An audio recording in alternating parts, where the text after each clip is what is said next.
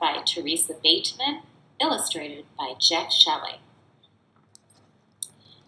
The people in Squaw Valley were downhearted and depressed.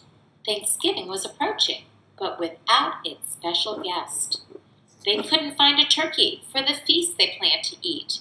It looked like they'd be making do with bowls of shredded wheat. A plump and perky turkey's what we need, they all agreed.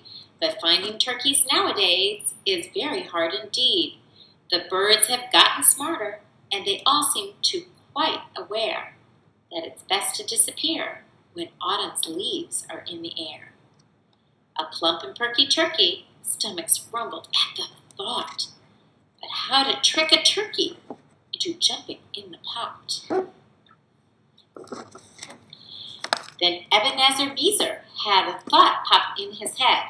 If we can't find a turkey, let's have one find us instead. We could hold an arts and crafts fair, he declared with a wink and a grin.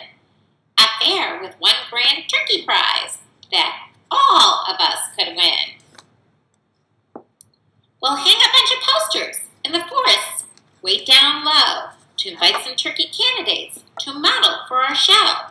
Why, even turkeys understand, as everybody knows, you can't make a turkey art without a turkey there to pose. The people in Squaw Valley held a poster jamboree. They plastered their creations onto every single tree. Now it happened in Squaw Valley lived a turkey known as Pete.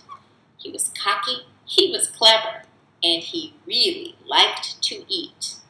While he strutted through the forest, plump and perky through the pines, he was startled and intrigued by all those interesting signs. With a proud and jaunty gobble, he gave out a hearty cry, "A plump and perky turkey! Well, I'm sure I qualify."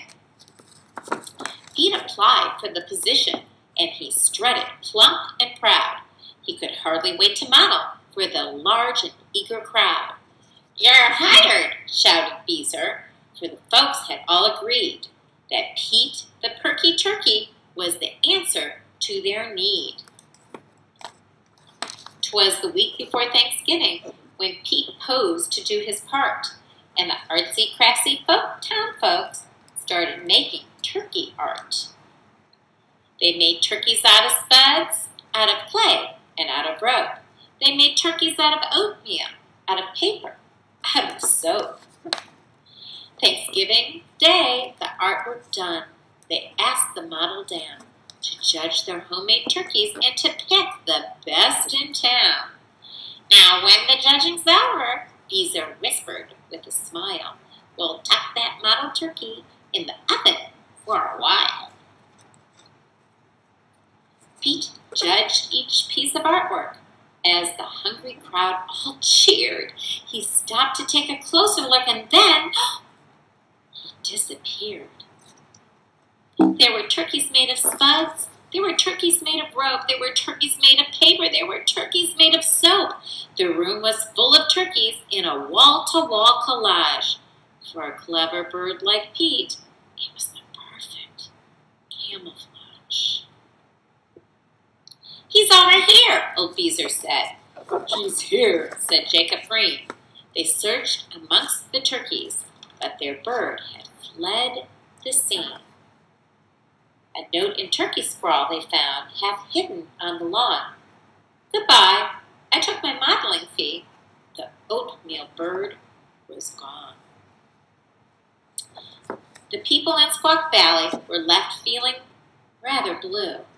The only turkeys left in town appeared too hard to chew. "Oh well," said Beezer brightly as they gathered around to eat. "Right now, at least I'm thankful we still have shredded wheat." That day, folks learned a lesson that stuck firm with them forever.